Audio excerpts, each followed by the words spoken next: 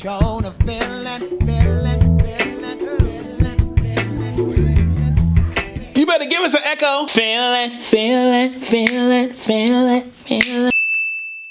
What's going on, my friends? What's going on, Jaratones? I hope y'all are well out there. If you don't know me, I am Jaren. I'm a vocal technician, vocal consultant, voice teacher, speech trainer, all that stuff.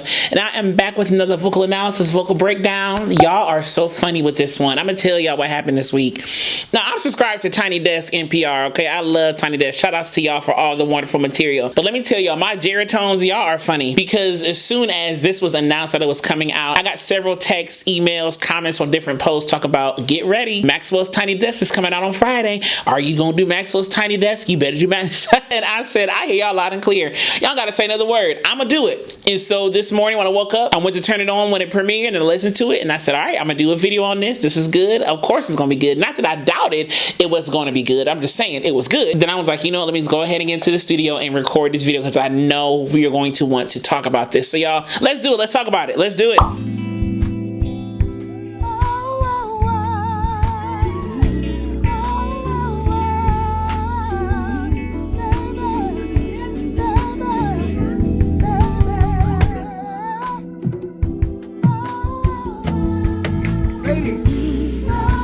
Spread.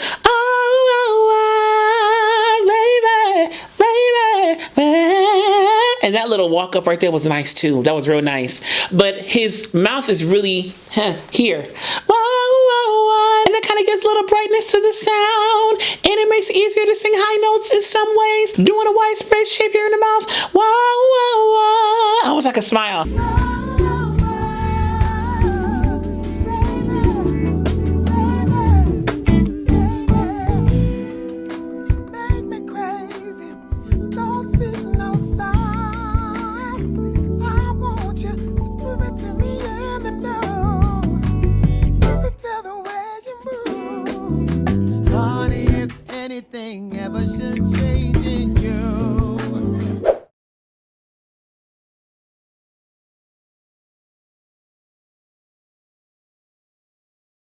I love how he transitions from his heady, light voice to that more chesty voice, because the voice is one big instrument working differently. It's not different types of voices. It's not different. It's just one big instrument working in different ways. So I can change vocal fold mass vibration pattern, or the register, some people call it, to that higher, heady, lighter sound. But then I can go back to the chesty sound. You see what I'm saying? It's just a point of making a decision of when you want to switch. He has so much control of both of these parts of his voice. You know, when he does this kind of stuff, he makes these intentional decisions of when he wants to switch, depending on the song and, you know, how the song is written, how he wants to sing the song, all that stuff. So I really love that about that moment, how that chesty modal voice came in so clean, you know, and seamless in a way. Don't worry, I'm standing still. I'm moving with the tiny desk where this is the highest cost. Take you and make you off. Lift you and leave you lost. Will you forgive me? Absolutely. Will you forgive May? It's not me, May. You can see their mouths. May. The background singers I'm talking about. May, will you forgive May? And that forgive had a little shortness in the duration of the syllables. Will you forgive May? The word is still me, M-E, but it just said May, like M-A-Y instead of me, M-E. But it's all still me, just phonetically they said it differently.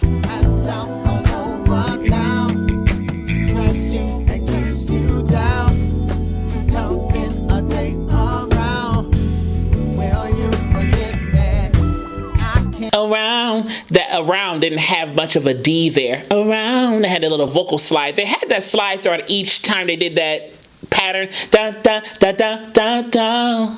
Da da ba gum do down. You see what I'm saying? Da da, that little motif. Da da da da. It was that little scoop or that slide, if you will, at the end of each of that motif, the pattern that they did about 3 times, I think, in each chorus stanza. I can't control the feeling, girl, 'cause I know you're here. I feel you from the floor to the ceiling. Girl, I feel you when you braid your hair. ceiling here. So you see how he's letting go of those ending consonants instead of ceiling and here, near. You know, he's not doing that R at the end of those things or the ing. It's ceiling. And then ceiling has a little puff of air at the end, I think. Ceiling. A little offset of the breath. Ceiling. Ceiling. Lady, when we lock it low, we come together like an overdose. I'm slipping, I'm here, I'm on my knees. I feel my heart's about to explode. I feel my heart. You see how short those are? I feel my heart. It's about to end. It was short in duration of the syllables, right? And then explode had to change the vowel. It was kind of like with some little stops in there. Something like that.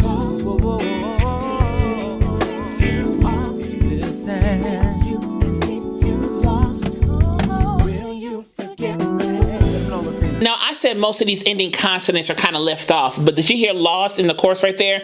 Lost, that was there. So again, these ending consonants and how they're saying these phonetics and things like that, it's all extremely intentional, because otherwise they probably would have left every ending consonant or every ending consonant cluster off, but not that one. That lost was sharp. That lost was sharp, and I mean sharp in clarity, okay? It was very sharp.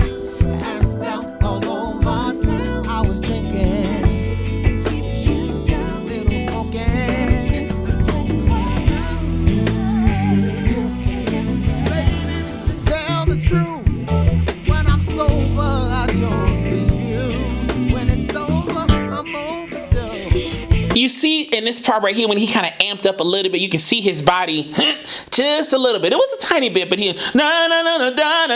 he engaged those breathing and supportive muscles just a little bit to kind of get more of that chestier, beefier sound. That's what I think is happening. You saw him kind of sit up just a little bit, and he kind of sang in the mic with a more straight aligned position versus kind of more chill like he was before. He hit here and kind of got more straight in the body a little bit.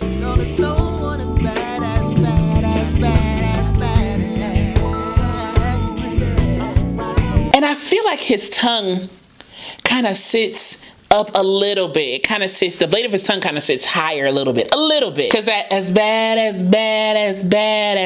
you kind of see, it's almost like the beginnings of like a kinda. So it's as bad. You see, it's kind of up, and he's also using a little lightness in his voice, no matter where he is in his range, whether it's chest voice, head voice, whatever. He stays lighter.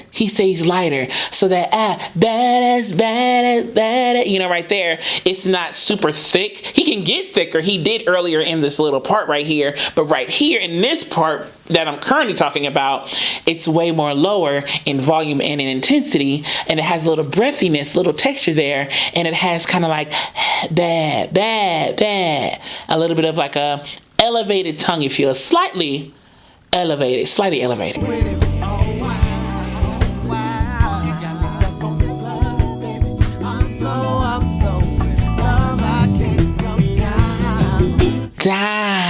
Da. You see, both of the background singers, their mouths, down. They all kind of have this shape. And the background singers are killing, by the way. Let me say that too. Y'all killing it, okay? But also, they have this light, breathy sound too that's matching Maxwell's vibe and sound as well. And they're blending really well too. They just are very wonderful singers. And if I'm not mistaken, I think the guy was an American Idol. I know him from somewhere. I think his name is Aaron, maybe? Something like that. All I know is I know your face, my friend. This is the highest cost. Take you and make you on. Live you and leave you and will you forgive me? And stop all over town. And I feel like his larynx kind of sits higher too. And this is where he naturally sits. I'm done, I'll take you off. Will you forgive me? You see what I'm saying? So the elevated tongue, that breathiness, and maybe a little bit of a raised larynx. Will you forgive me? And I'm not doing it quite like him, of course, because my voice is way different than his.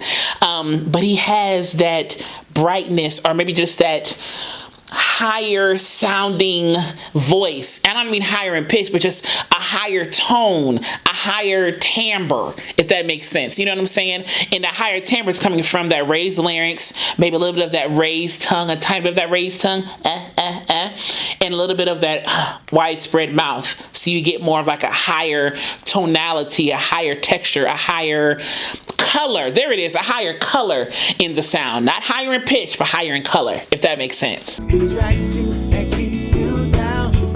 2,000 a day around. Will you forgive me my bad habit? And I feel like this whole song is way more percussive.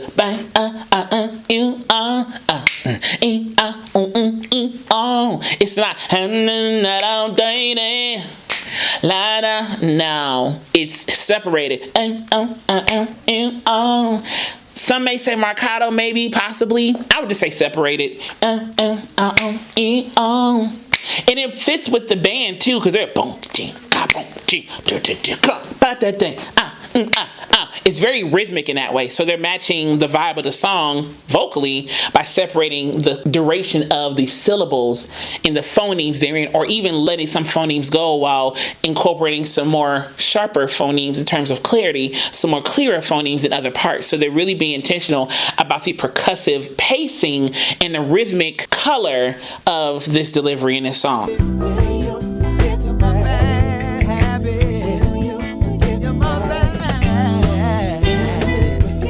I love the little patterns of runs he do. Whatever it is. I like those little patterns that he does. I like that.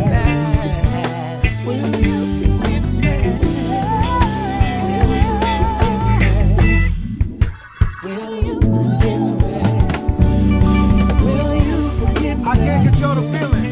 Can we do it together? Let's go. I can't control the feeling.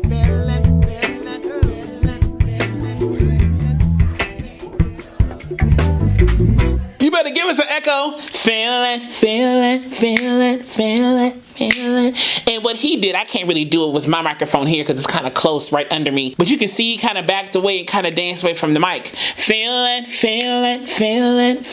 But I think he also still tapered off his voice too. So he repeated that feeling, not feeling. It's almost like feeling. You know, the end is not even there, the second end or the final end. So it's feeling. You know, something like that. So he tapered off and lowered the volume of each one to give that echo effect without the actual, you know, knob of doing the echo on the soundboard or something. You know what I'm saying? And you can hear that raised larynx even here. Feeling. You can hear that raised larynx sound in his voice as he gets more thicker in sound, a little more thicker vocal fold closure. You can really hear that raised larynx in the sound. Control the feeling.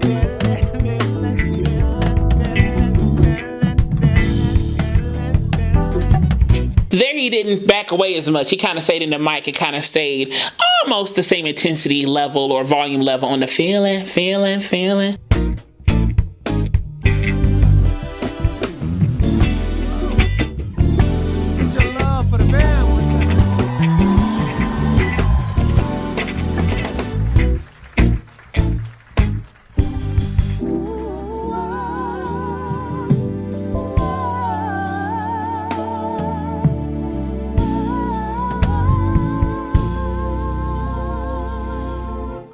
I love how her mouth was here. Wow, that almost gives like a dampening effect to the voice a little bit. It kind of tapers off some of the sound. It's not a lot, but that can really kind of help taper off and dampen some of the sound. And they're clearly being super light and airy and high here.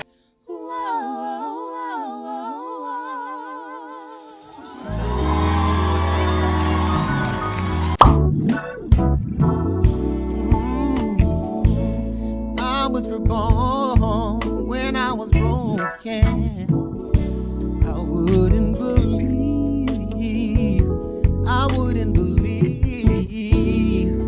Did you hear broken? Broken.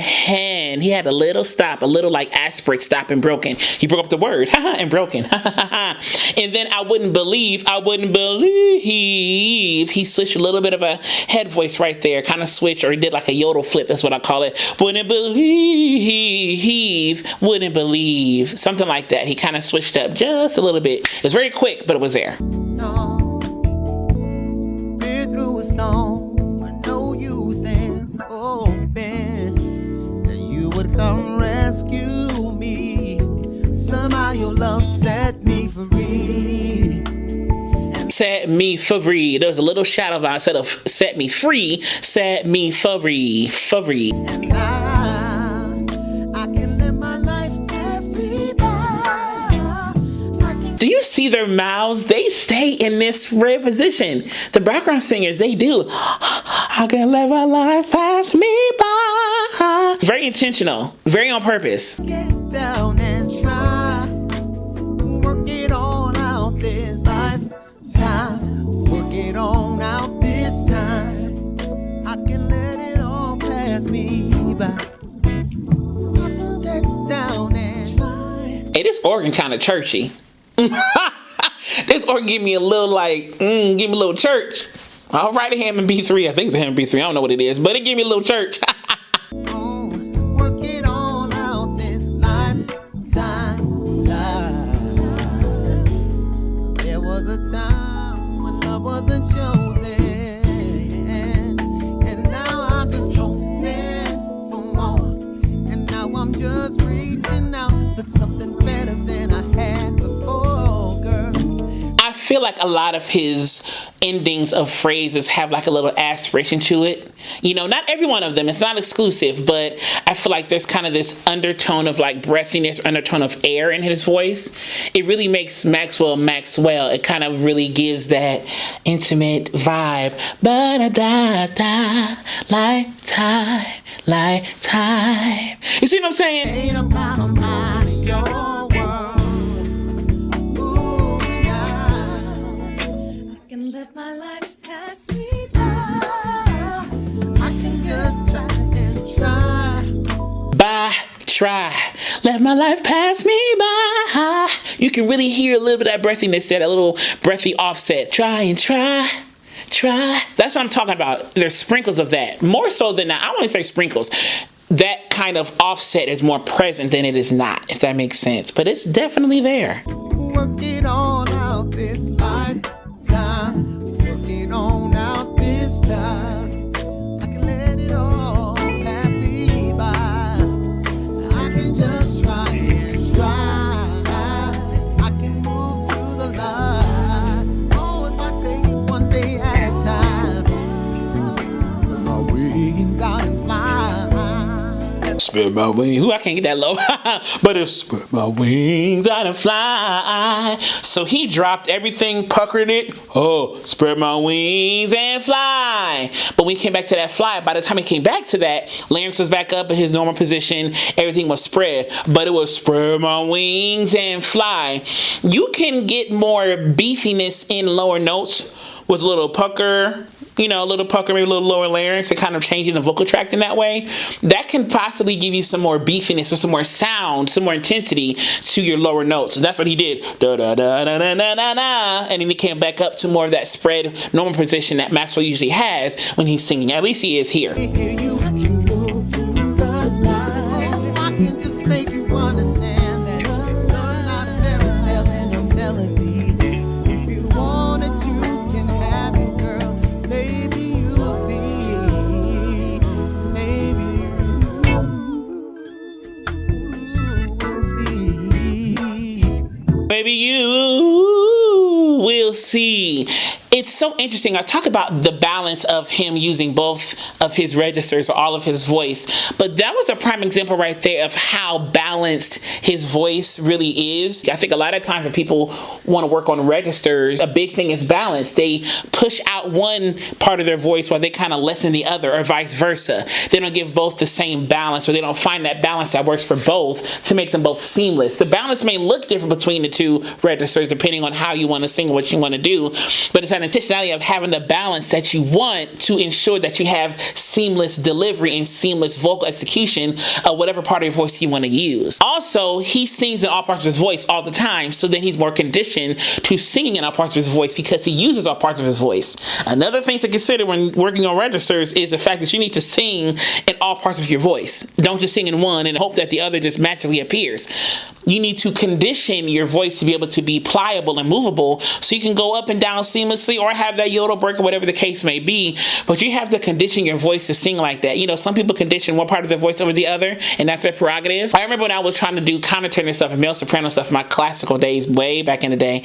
I remember for like a year straight, I would sing soprano at church, but now I could belt soprano. That ain't the issue. I could belt soprano, you know, but I wanted to develop like my headier, thinner voice up there a lot more. Like it was nice before, but I really wanted to make it like really strong and feel really good. And so for like a year straight, I sang soprano at church, but I sang, you know, great is thy faithfulness instead of great is thy faithfulness. You know, I didn't do that. I was, oh God, my Father, there is no shadow of turning with thee. Because I really wanted to develop that part of my voice to have that sound. Thou changes not, you know, so I wanted to have thy compassions they found not. You know, I wanted to have that control up there and be strong in that part of my voice. Maxwell has such a way with his voice to where he has conditioned all of his voice so he can use all of his voice at his will. You know, he can go up and down and seamlessly go between the two and do all these little things because he has conditioned his voice.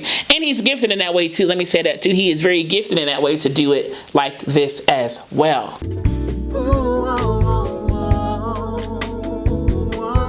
Latina Web, y'all. I can let my life pass me by. I can get down and try. Work it all out this lifetime. Work it all out this time. I can let it all pass me by. I can get down and try. I love the smoothness of the band too. They just are in this groove. And if you notice, Maxwell knows his voice very well and knows what songs work for him. As an artist, as a vocalist, that's important to know. And I'm not saying you gotta limit yourself to singing one type of music, whatever, but knowing your art and knowing what feels good, knowing what you can connect to, knowing what feels good in your voice, it's vital because then you can sit in your lane and you can be in your lane. Come on, somebody, be in your lane and thrive and flourish in that lane that you've been given. Everybody's gifted differently, so enjoy your gift. Love your gift that you got. It's enough. Your gift is enough. Work it on out this lifetime.